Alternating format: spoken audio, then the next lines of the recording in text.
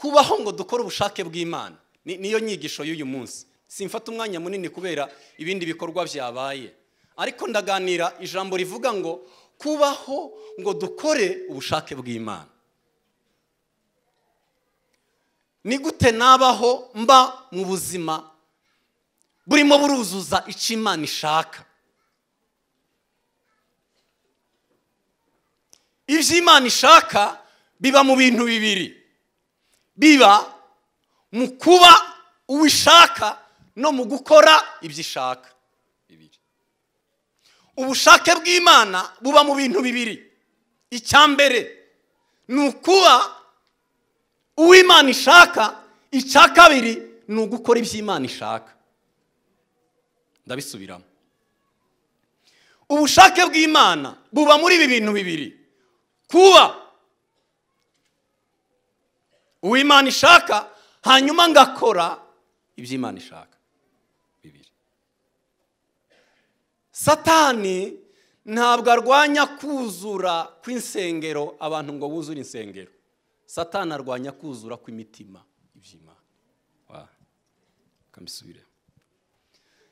Umugambi wa Satani n'imbaraga Satani ashora si uko arimo ararwanya ko abantu buzura nk'uko twuzuye, ariko Satani ahagurukanye intambara yo kurwana kw'imitima yuzura ngo yuzure ijambo ry'Imana. Niyo ntambara Satani ahagurutse ngo arwanye. Kuba twuzuye hano sari cyo bimutwaye ntaco, ariko urugamba rwe rukomeye ni urwo kurwana k'umutima wawe wuzura mu Imana. Ni rwo rugamba rwa Satani. Tweho tukaba mu buzima burimo burategereza ngo insengero zuzuye. Umugambi wa Satani n'abandi nibashaka baza, ariko ahagaze arimo aratangira ngo arebe ko umutima wawe ukomeza uri empty, umutima wawe ukomeza uri vide, umutima wawe ukomeza uri mu busa. Kandi everyday attendance, cyumweru twaje gusenga, kindi cyumweru twaje gusenga, ariko umutima wawe ugasanga nta kintu kirimo. Ni rwo rugamba Satani ahagurukanye. Twavuga amen. Twongere kandi haleluya. Ntabwo Satani arwanya kuramya. Oya, aratureka tukaramya n'aya maturo tukayatanga, ariko ikintu gikomeye Satani ararwanya ubuzima buhindutse. Arimo ararwanya ngo tudahinduka. Yareka ukaba umuramyi, yareka ugakora ibyo ukora, ariko ararwanya ko umuntu. Ejo bundi ndababwira ngo nta Satani yenda kudufata mu mashati ngo atubwire ngo twihakane Imana. Sibyo nababwiye ubushize. Ntabwo Satani arimo kuza ngo agufate mu ishati ngo akubwire ihakane Imana. Oya, nta Satani urimo kuza kudufata mu mashati, ariko arashaka kudukorera ubukristo buri kuri standard ashaka. Akureke gume mu itorero, kureke ugumusenga, ariko adushireho standard y'ubukristo ugomba kutarenga. Yabwiye Abisiraheli bari kuva mu bubata, yabageresheje ibintu 5. Turacasoma ijambo ry'Imana. Se turi kumwe? Two kwitaba? Twozamura ibiganza. Tuvuge cyane haleluya. Yabwiraga Abisiraheli akababwira ngo ese murashaka gutambira Imana? Bakamubwira ngo yego. Mose nicyo cyari cyamuzanye. Muri ibintu nababwiye Mose Imana imuhamagara, nababwiye 5 Mose yahakaniye Imana. Ntabwo nongera kubisubiramo. Ariko ageze kwa Farawo aramubaza ngo ntimwambwiye ko mushaka kujya gutambira Imana? Abandi ngo yego turashaka gutambira Imana. Ni muyitambira, ariko muyitambire muri iki gihugu. Niko Satani ajya kubwira. Urashaka kubyina? Byina. Urashaka gutura? Tura. Urashaka ariko ubikorere hehe?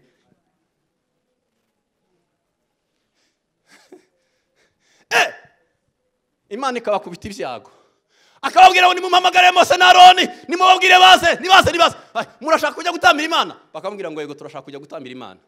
Nimugende, but don't go far. Ntimunge kure. Hakurya kwihene iziritse. Aho nzajya mbakenera baza. Mube muri aho hafi yanjye. Niko Satani ajya atubwira. Imana ikongera ikamukubita. Yamukubita akongera akababwira, Mose ari ibikeri byateye, Mose ari hehe? Murashaka kujya gukorera Imana? Yego. None hazagenda abantu ki? Twumvikane. Ni bande bagenda? nimureke abasaza bagende ariko abana baba basigaye, abantu batoya bose. Niko Satani ari mu kudukorera iki? Ari mu kuvunja. Yatubereye umuvunjayi. Ugasanga umugabo yaragiye, umugore yarasigaye. Umugore yaragiye, umugabo yarasigaye. Umugabo n'umugore baragiye, abana barasigaye. Satani muzi impamvu sinzi niba ari hano naho zimbabwira ubushize. Nugira Imana, ubushize nababwiye amateraniro 4 y'abakristo.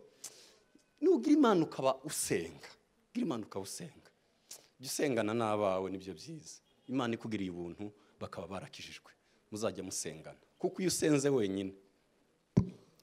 wenyine ukagera mu rugo ugasanga madamu, biroroshe ko akubwira ijambo rimwe apana 2, rimwe gusa. Umwuka wari uri muri hariya hejuru ugakoroka ukamusubira hasi. Ijambo apana 2, rimwe. Iyo uri umugore w'umunyamasengesho akomeye cyane, biroroshe ko umugabo wawe yakubwira ijambo rimwe wamusiziriya mu rimwe hasi.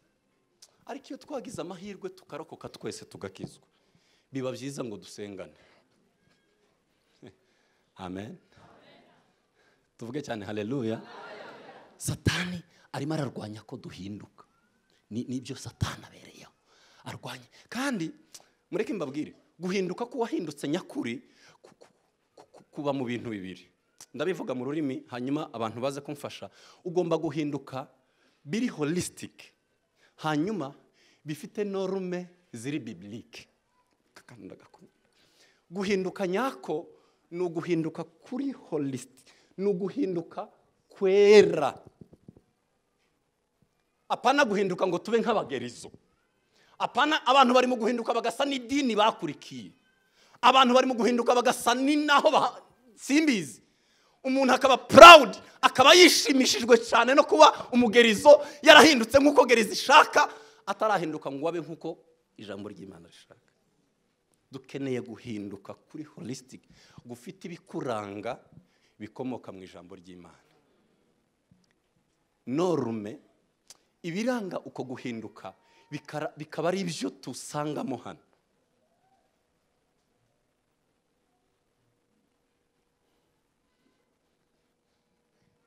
Ndiho ndavuga, narimo mvuga iki? Reka dusome ijambo ry'Imana, ndaza gukomeza kuvuga tutarasoma. Abaroma ibice 12 umurongo wa 1 n'uwa 2. Icyanditswe nkunda cyane. Abaroma igice ca 12 umurongo wa 1 n'uwa 2. Turi kwiga ikivuga ngo kubaho ngo dukore ubushake bw'Imana. Nuko bene data ndabinginga kubw'imbabazi z'Imana ngo mutange imibiri yanyu ibi bitambo bizima byera bishimwa n'Imana, ariko kuyikorera kwanyu gukwiriye. Umurongo wa 2. Bibiliya ivuga ngo kandi nimwishanye n'abiki gihe, ahubwo muhinduke rwose mugize imitekerereze misha. Kugira ngo mubashe kumenya ibyo Imana ishaka. Yes. Hanyuma ibyo Imana ishaka nibyo byiza, nibyo bishimwa kandi nibyo bitunganye. Ibyo ngibyo Imana ishaka. Yego. Ibyo Imana ishaka. Yego. Yohana w'ubutumwa ibice 9 umurongo wa 4. Yohana w'ubutumwa. Uyu ni Yesu wavuze aya magambo. Aravuga ngo nkwiye gukora imirimo y'uwantumye hakiri ku manywa, dore bugiye kwira n'igihe umuntu atabasha gukora. Dusoreze muri iki kindi cyanditswe, abo twabanye muri iki cyumweru barabizi, bo barimo barandika, ndabikunda cyane. Ugire ibintu sigarana. Ibijya mu bwonko ntabwo bica mu maso no mu matwi. Ibijya mu bwonko bica mu maboko. Niko abanyabwenge bavuga. Ushaka kwihutisha ibintu ngo bijye mu bwonko arabyandika. Abaheburayo ibice 10 umurongo wa 7. Mpera ko ndavuga nti dore ndaje Mana mu muzingo w'igitabo niko byanditswe kuri njye, nzanywe no gukora ibyo ushaka. Nzanywe no gukora ibyo ushaka. Mpera ko ndavuga nti dore ndaje mu muzingo w'igitabo, niko byanditswe kuri njye, ariko ikinzanye nzanywe no gukora ibyo ushaka.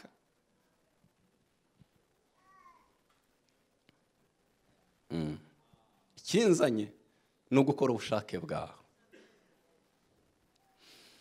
Ikintu umuntu ashobora gukora mu buzima agapfa bavuze ko yakoze ikintu gikomeye mu buzima, ni umuntu wapfuye yarakoze ubushake bw'Imana. Ndagisubiramo, kirareka kumvikana ariko tucumve muri sanse y'abanyamwuka.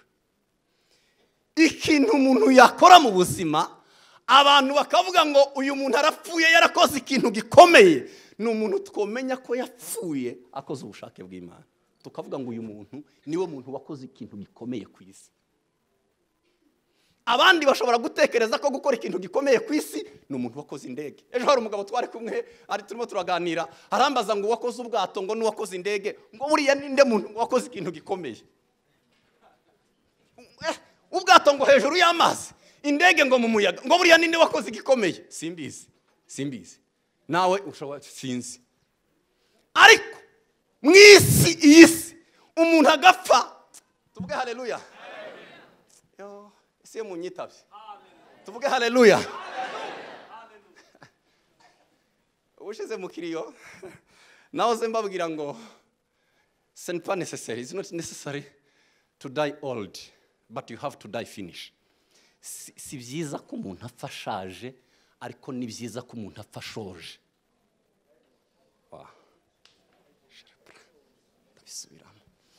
Ndabisubiramo. Umfashe tuzamura amaboko. Haleluya. Abantu barwana no gupfa bashaje, ariko si cyo cy'ingenzi. Icy'ingenzi ni uko you die finish, nuko ushoje ibyo ubushake bw'Imana yagenye ugomba gukora mu isi. Nico cy'ingenzi. Birandyoheye, reka mbisubiremo. Ntabwo icy'ingenzi mu buzima ari tujya dushaka amasiranse y'imodoka, amasiranse yacu kugira ngo turebe ukuntu tuzopfa dushaje, which is good, ni byiza cyane, c'est très beau. Ariko uko uharanira gupfa ushaje aba ari nako uharanira gupfa ushoje.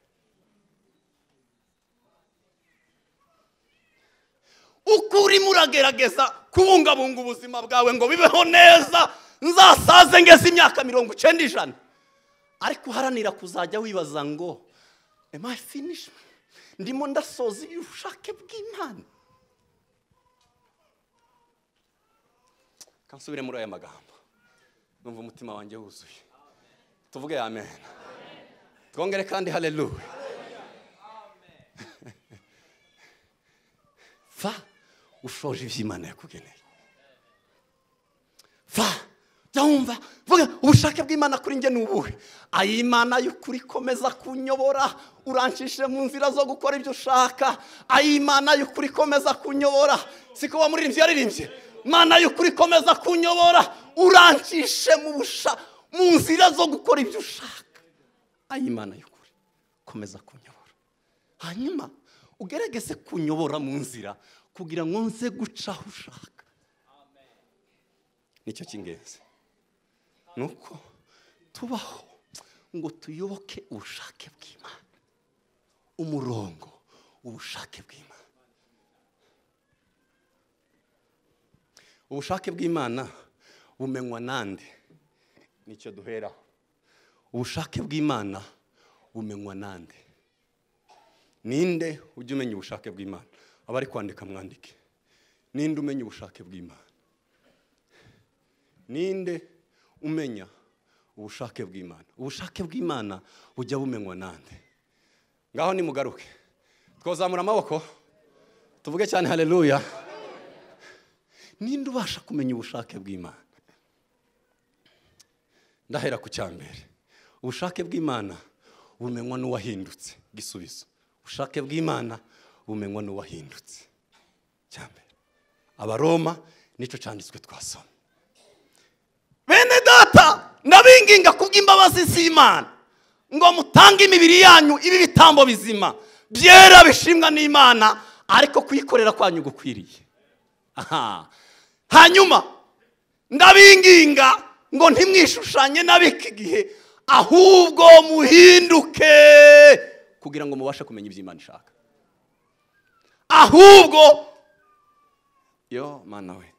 Ahubwo muhinduke rwose mugize imitekerereze niko Bibiliya zindi. Ikirundi sinzi uko kivuga, kiravuga gute? N'ikinyarwanda kiravuga imitima, ariko ibindi bitabo ntago bivuga imitima. Baza bavuga ngo mugize ibyiyumviro buhindutse, by renewing of your mind. Mugize imitekerereze ivuguruye. Bibiliya ijambo ry'Imana riravuga ngo nukugira imitekerereze ivuguruye. Niko Bibiliya y'Igifaransa ivuga, renouvellement de la connaissance. Wow. Mugize gutekereza kuvuguruye. Hanyuma uko gutekereza kuvuguruye ngo niko kuzatuma mubasha kumenya iby'Imana ishaka. Ubushake bw'Imana bujya bumenywa n'uwagize guhinduka ko mu bitekerezo. Guhinduka ko mu bitekerezo ugahinduka. Mureke mbabwire, ntabwo imirimo yacu igihinduka. Nta muntu ushobora guhindura imirimo ye akora. Nubwo dukomeza kubabwira ngo muhindura ibyo mukora, ariko nta muntu ujya uhindura ibyo akora. Nta muntu ujya uhindura ibyo akora. Ahubwo umuntu ahindura ibyo agaburira imitekerereze, hanyuma ibyo ugaburira bigiye kuba byinshi, nico kibazo kandi. Hanyuma ibyo ugaburira imitekerereze bigatuma bihindura imirimo yawe ukora. Kuko imirimo dukora inyuma ni ibiva mu byo twatekereje. Kandi imitekerereze yacu iragaburirwa. Imitekerereze izigaburirwa n'ibyo duha amaso, n'ibyo duha amatwi, n'abo tugendana nabo, bariya bose barakontribuwa ku kugaburira ibitekerezo byacu. Hanyuma twamara kugaburira ibitekerezo byacu bikavamo ya mirimo myiza cyangwa mibi dukora. Imirimo ukora iva mu byo uha amaso yawe umwanya munini, mu byo uha amatwi yawe umwanya munini, mu bo mugendana igihe kinini. Abo iyo ukusanyije ibyo bintu byose nibo baza badetermina imirimo yawe ukora. Iyo rero nja guhindura imirimo yanjye nkora, mbanza guhindura ibyo mpa amaso, ngahindura ibyo mpa amatwi, ngahindura abo ngendana nabo. Iyo mbahinduye automatically n'ibyo nkora birahinduka. Nushaka guhinduka, umara umwanya munini uri murareba iki? Umara umwanya munini uri murumva iki? Umarana nande umwanya munini? Uwo muntu mumaranye umwanya munini agira contribution yihe mu buzima bwawe, mu ubwami bw'Imana? Uwo muntu mumarana umwanya munini.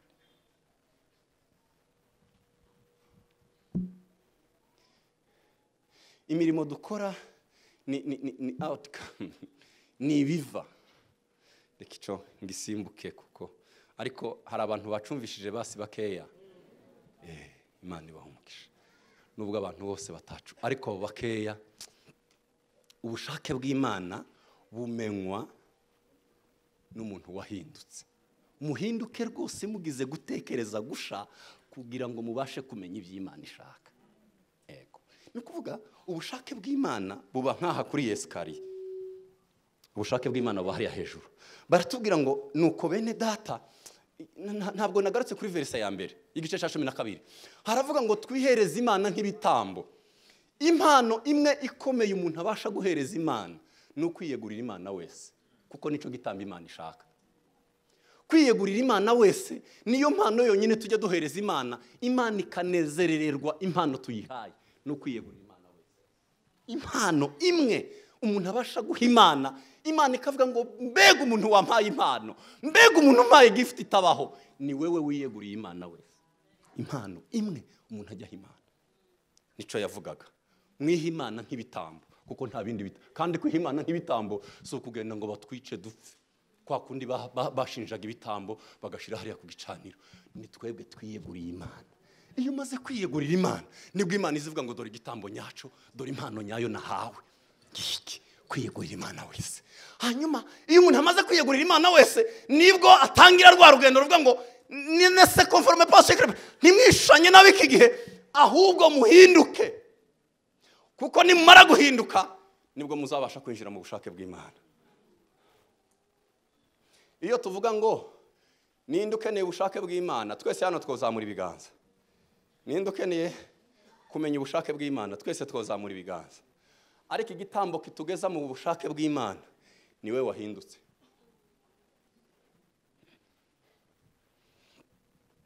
Nicaye hariya barimo kuvuga ngo dutanga amafaranga, natekereje ikintu gikomeye. Imana ntizakubera byose ukeneye itaraba byose ufite.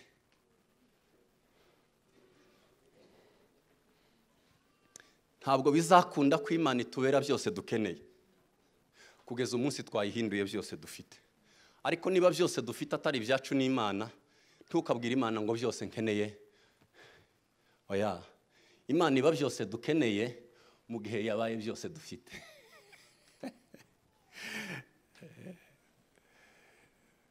Ariko iyo itaraba byose dufite, si byose dukeneye.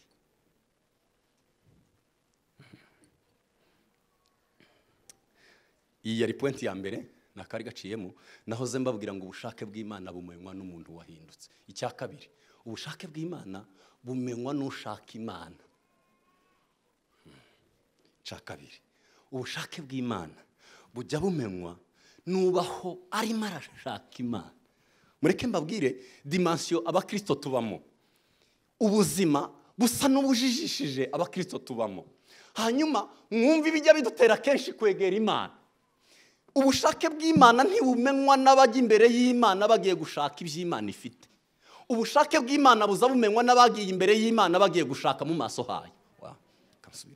Ubushake bw'Imana ntabwo bujya bumenywa n'abirirwa birukanka inyuma y'Imana barimo barashaka iby'Imana. Oya, ubushake bw'Imana buza bumenywa n'abirirwa bapfukamye cyangwa ibyo bakora byose bashaka mu maso hayo. Pana iyo ndi kwigisha gusenga, amahame yo gusenga, ndabwira abakristo nkababwira ngo tuve mu rwego, tuve muri dimension yo gusenga dusaba, twinjire muri dimension yo gusenga dusabana. Nibo bakristo bakuze. Abakristo bakuze bavuye mu masengesho yo gusaba, baba mu masengesho yo gusabana. Haleluya. Abakristo bamaze gukura ntabwo bakijya imbere y'Imana bajyanywe no gusaba, bajya imbere y'Imana bajyanywe no gusabana nayo gusa. Niyo dimension y'umuntu ukuze mu mwuka, apfukame imbere y'Imana atagiye kugira ikintu ayisaba. Hari ubuhamya bw'umumama nkunda gutanga, ntabwo mwibuka kugeza ubu. Muri 2012 yaje ansanga mu cyumba cy'amasengesho ndimo ndasenga. Aza afite umwana nk'uyu nguyu bavuye gusengera hano, kuko nawe yarambwiye ngo umwana afite amezi 3. Noneho ansanze mu cyumba, araza atwaye imodoka hari araparika ku ruhande rw'icyumba cy'amasengesho. Mbona arinjiye, yinjiranye uruhinja, yinjiranye n'akabereso kakandi kakamustikeri n'umukozi urera umwana. Arinjira mu cyumba, sasa kamatera araryama, umwana amushiramo. Hanyuma ndamubwira nti karibu dusenge. Turasenga. Umutima urambwira ngo turajya kugeza saa 7 za nijoro. Yamenetse umutima yambwiye ikibazo afite. Turasenga. Turataka. Turasenga. Ngo tumare kugwa gacuho, ndamwegera ndamubaza, ariko mama ufite ikihe kibazo? Mbwira ikibazo ufite cyatumye uzana n'uruhinja uza kurara mu masengesho. Aratangaye. Kuva iyo myaka kugeza n'ubu yanze kumva mu mutwe.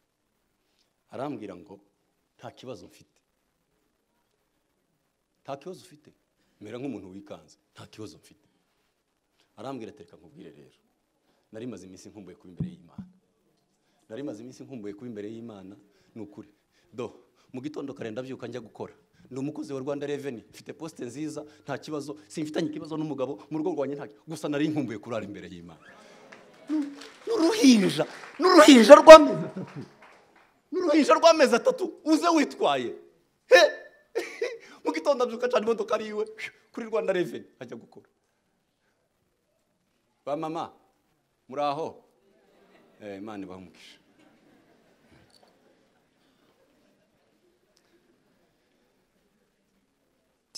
Ntabwo ubushake bw'Imana buza bumenywa n'abajya gushaka iby'Imana, kuko abantu biriwe birukanka inyuma y'Imana bashaka ibyayo ariko batayishaka. Abantu biriwe birukanka inyuma bagashaka iby'Imana ariko ubwayo batarayishaka. Le problème, kibazo gikomeye dufite, kwirukanka inyuma y'Imana mpibya oya. Bibiliya iravuga ngo mushake ubwami bw'Imana no gukiranuka, ibindi nimo biba. Bibiliya zindi nuko zivuga, mushake ubwami bwayo no gukiranuka, ibindi biba mu bwabo. Mushake ubwami bw'Imana no gukiranuka kwayo, ibindi biba maho ngaho. Mushake ubwami bw'Imana, abashaka Imana nibo bamenye ubushake bwayo, apana bashaka iby'Imana. Oya, ntuzamenye ubushake bw'Imana mu gihe ukirukanka ushaka iby'Imana, uzamenye ubushake bw'Imana mu gihe wirukanka ushaka Imana. Abayishaka nibimenyesha ubushake bwayo, abashaka Imana nibigimenyesha ubushake bwayo. Ariko ntabwo bizadukundira ngo tumenye ubushake bw'Imana, ubushake bw'Imana tukirimo kwirukanka ku by'Imana. Umwanzi ninde? Mwanzi mu buzima ninde? Nshuti mu buzima ninde? Mwanzi mu buzima ninde? Nshuti mu buzima. Ariko natangajwe na Yesu. Munyakire base, tuvuge haleluya. Tuzamura ibiganza irindi rimwe tuvuge cyane haleluya. Inshuti mu buzima ninde? Kandi umwanzi mu buzima ninde? Ninde nshuti mu buzima? Nubona mu buzima uhuye n'umuntu urimo kukugirira neza ariko kwigiza kure n'ubushake bw'Imana, aduyi. Mu buzima nubona uhuye n'umuntu arimo kukugirira neza ariko iyo neza arimo kukugirira ni kujyana kure n'ubushake bw'Imana, n'umwanzi mubi. Ariko biramaze ko wangirira nabi mu buzima, uri muransunikira. Haleluya. Biramaze. Peu importe inabi yose wangirira, ariko urimo kunsunikira ushaka bw'Imana, ntacyo bitwaye. Hari icyo bitwaye se? Ntacyo bitwaye. Hari umunsi Yesu yigeze kuba ari kumwe na ba Petero, hanyuma arababwira ngo ngiye ku Yerusalemu, kandi bizomba Yerusalemu birakomeye. Petero ngo amujyana hirya y'abandi bantu aho bari kuko bari inshuti, ngo amujyana ku ruhande, ngo aramubwira ngo ibyo bintu uvuze ndibibe.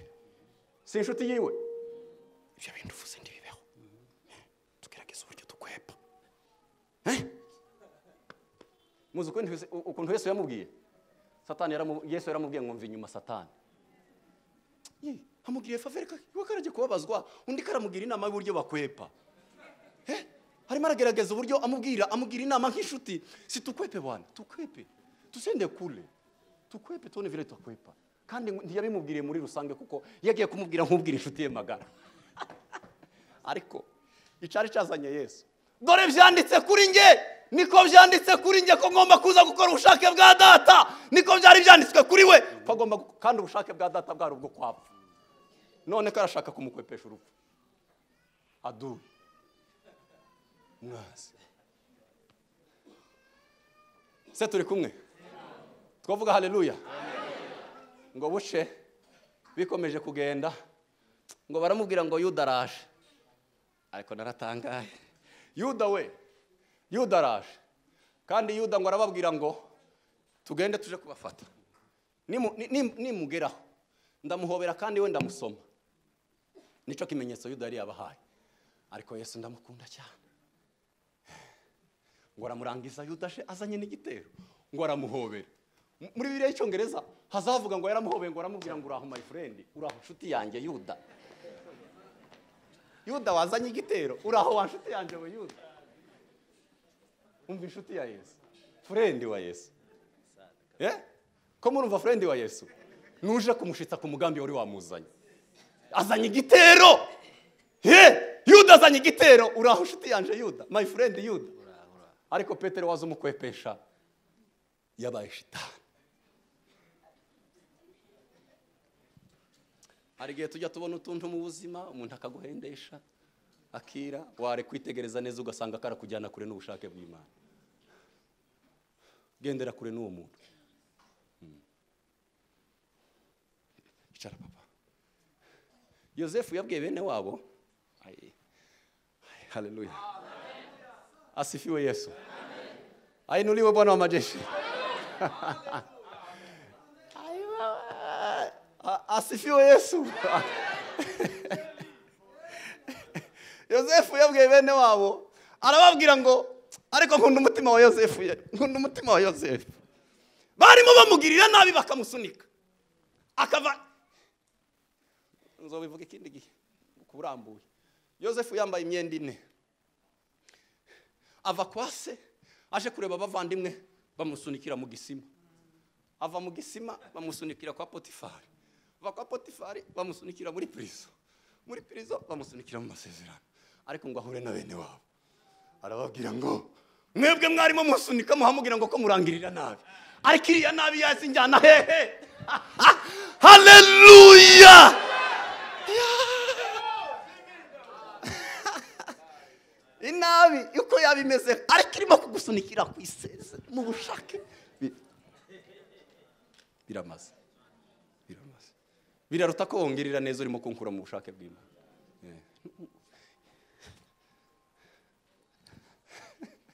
Yosefu, nkunda Yosefu cyane. Abwira bene wabo ngo nimugera mu nzira ndimutongana. Kuko Rubeni yotongana na Yuda, mugatongana na Asheri, mugatangira ngo niwe wamushizemo, undi akavuga ngo njye naringiye kumukuramo. Nimugera mu nzira ndimutongane. Mwebwe mwagambiriraga kungirira nabi, ariko umugambi w'Imana wari kubarengera mu gihe gisa n'iki.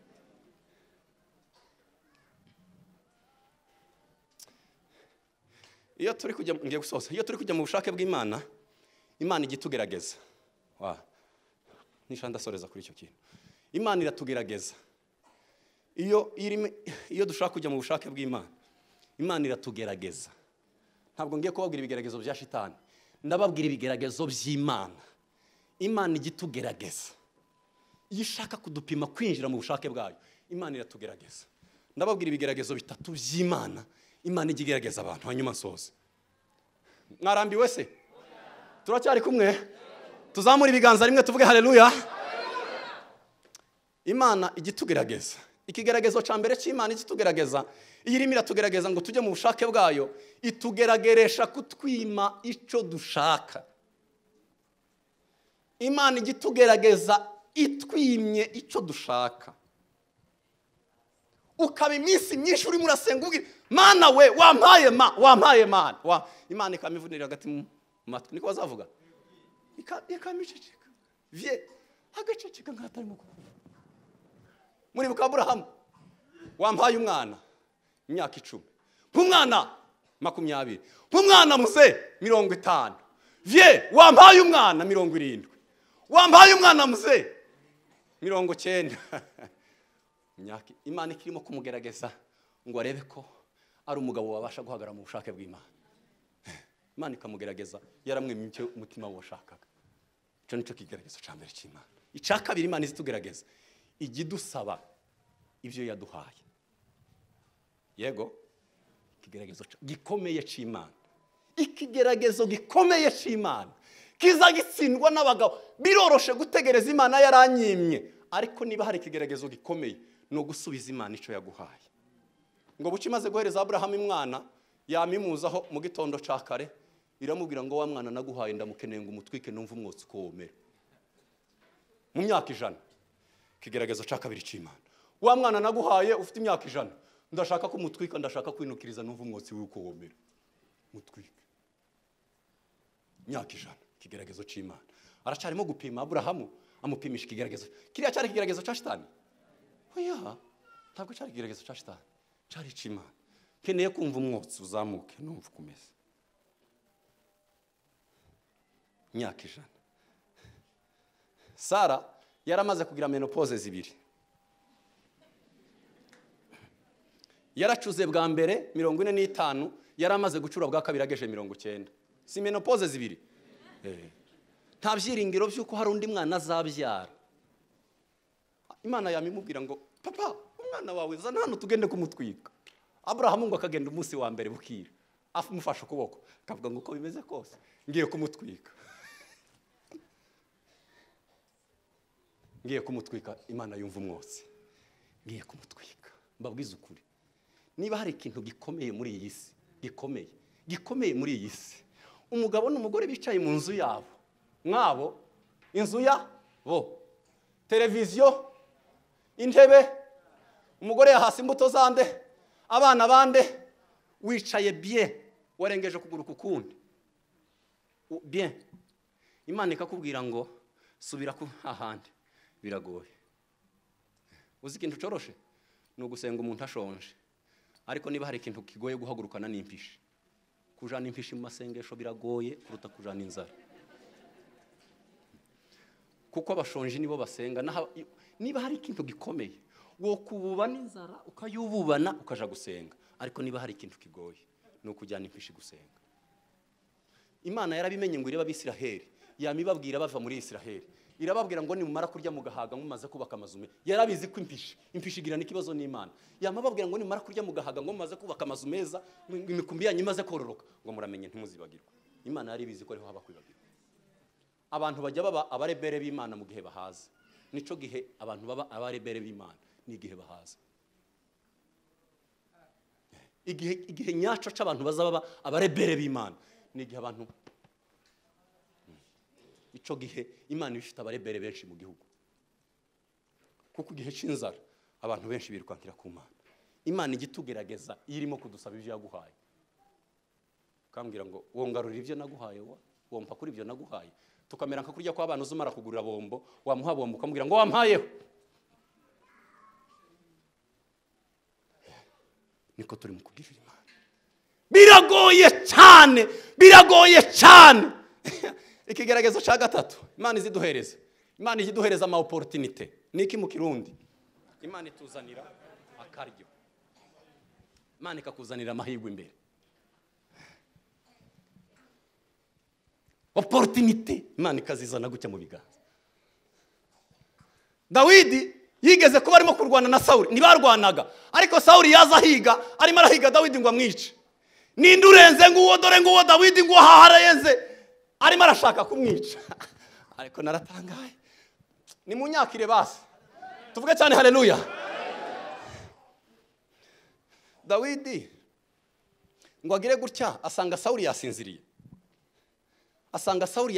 Bye. Sawuli yasinziriye kuva ku mwescoti wa mbere kugera ku wa nyuma. Muza abantu baza bescotinga president. Mwobabara. Hamasinzira wa mbere hageza ku wa nyuma. Bose barasinzira. Dawidi tiyarabonye opportunity.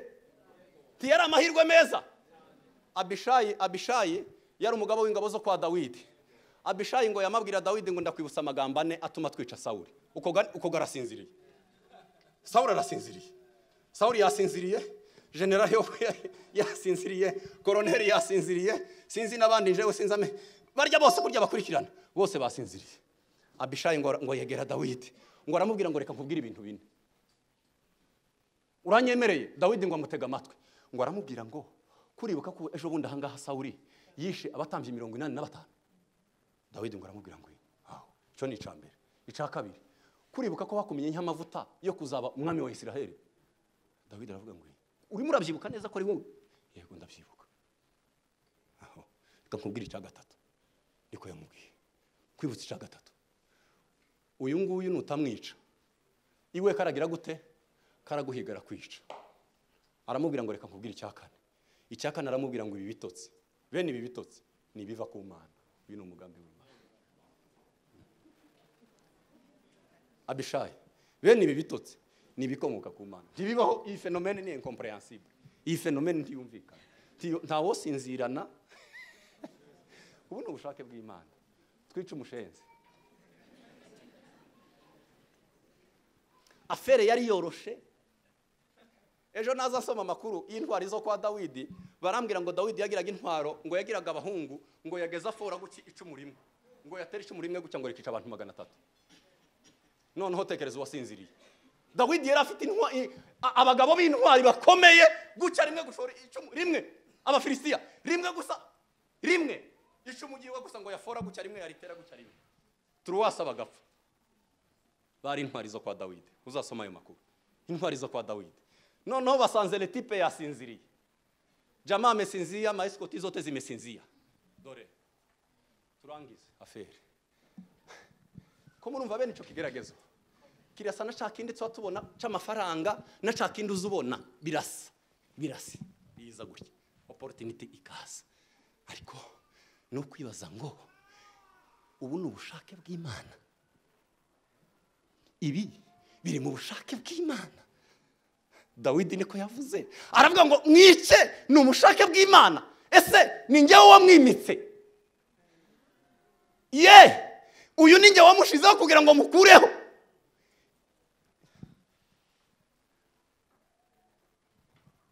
Ngo akata hano ku mwenda wiwe, ngo atora n'igicuma ciwe, ngo aravuga ngo uw'Imana yasize bariyeri. Tuvuge haleluya. Uw'Imana yasize, ngo atora n'igicuma ciwe, ngo arambuka hakurya, ngo barahamagara, ngo yewe ngo nimurebe igicuma cya sobuja, nimurebe, ngo bakirebe barahebura, ngo nimurebe ikinyita cyuzuyiwe. Sawuli ngo aravuga ngo nemeye neza. Twazamura amaboko tuvuge cyane haleluya. Nemeye neza kuzoba umwami wa Isiraheli, undushije gukiranuka. Dukeneye kumenya ubushake bw'Imana n'ubuhe ngo ari bwo dukora. Ibiza imbere yacu nk'amahirwe byose si Imana, hari ibiza bimeze nk'ibigeragezo. Turagushimiye Kristo, ushimirwe kugira neza kwawe. Ayi Imana y'ukuri, komeza kutuyobora, uraducishe mu nzira zo gukora ibyo ushaka. Nico twopfa tumenye muri ubu buzima, tukavuga ngo twafuye neza, twaramenye ubushake bw'Imana. Utumenyesha ibyo ushaka, tubiyoboke. Urakoze Mana, tuguha icubahiro mu izina rya Yesu.